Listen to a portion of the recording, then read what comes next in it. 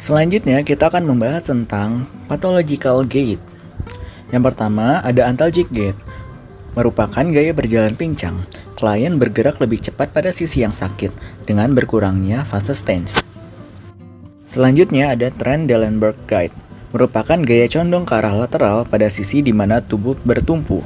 Hal ini disebabkan oleh kelemahan otot gluteus medius.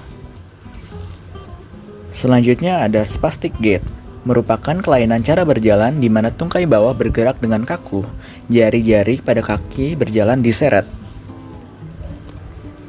Kemudian ada waddling gait, merupakan kelainan cara berjalan di mana langkah tubuh dengan gerakan selang-seling yang berlebihan disertai peninggian hip joint, berjalan seperti bebek. Selanjutnya ada ataxic gait, merupakan gaya jalan seseorang yang kehilangan keseimbangan karena tidak adanya fase heel strike pada saat berjalan karena kaki orang tersebut foot flat atau tidak adanya arcus longitudinal, sehingga gaya berjalan dengan langkah yang lebar membandingkan kakinya, langkah tidak beraturan, berjalan terhuyung-huyung, biasanya deviasi satu sisi pada keadaan gelap atau tutup mata makin memburuk. Selanjutnya ada gluteus maximus gait. Penyebabnya adalah karena kelemahan otot gluteus maximus. Pola jalannya pada kaki yang tidak sakit melakukan initial contact, maka pada sisi yang lemah, torak akan bergerak mundur ke belakang, akibatnya trunk akan mundur. Selanjutnya ada plantar flexor gait. Hal ini disebabkan akibat kelemahan otot plantar flexor berkurang atau tidak adanya push off pada waktu phase stand. Fase stand berkurang sehingga langkah berjalan menjadi lebih pendek. Selanjutnya ada Parkinson gait. Pada kondisi ini, posisi atau keadaan leher, tulang belakang, dan kedua lutut pasien dalam keadaan fleksi. Cara jalannya terburu-buru atau mengambil langkah pendek namun cepat. Kedua lengan dalam posisi kaku dan tidak mempunyai gerakan asosiasi yang normal pada waktu berjalan sehingga pasien menengadah ke depan dan jalannya seakan-akan tidak bisa dihentikan. Selanjutnya ada psoatic limb. Penyebabnya adalah kelemahan otot psoas major. Akibatnya merasakan sakit di daerah hip. Gerakannya melebihi trunk dan pelvic, sulit dalam melakukan fase swing, tidak bisa melaksanakan fleksi hip, sehingga fase swing jadi sulit dilakukan. Akibatnya, pola jalan jadi lateral rotasi dan circumduction, fleksi knee dan abduksi hip. Selanjutnya ada contracture gait, biasanya patologi terjadi pada hip, knee, dan ankle.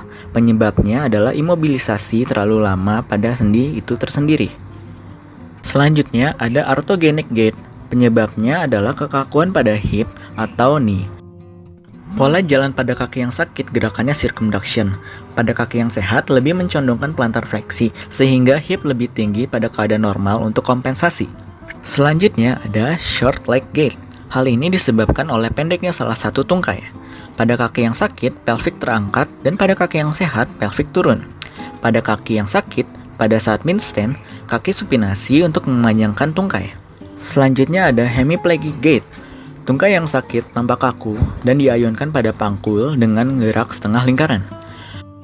Pasien condong ke sisi yang sakit dan spastik susah digerakkan ke depan karena mobilisasi sendi tertentu. Jari-jari pada tungkai yang sakit cenderung fleksi, sehingga diperlukan gerakan abduksi dan sirkumdaksi dari ekstremitas untuk menggerakkan ke depan. Selanjutnya ada steppage gait. Merupakan gaya jalan dengan gerakan lutut tinggi dan kaki terkulai. Kalau tungkai diangkat, jari-jari kaki terseret, paralisis otot di tibialis anterior. Selanjutnya ada limping gait. Adanya rasa nyeri pada salah satu ekstremitas bawah, pasien meletakkan ekstremitas yang sakit dengan pelan-pelan. Langkah-langkahnya pendek agar kakinya yang sakit secepat mungkin bebas dari bebannya. Tungkai yang sehat dilangkahkan dengan cepat ke depan dan dihentikan kuat-kuat ke lantai.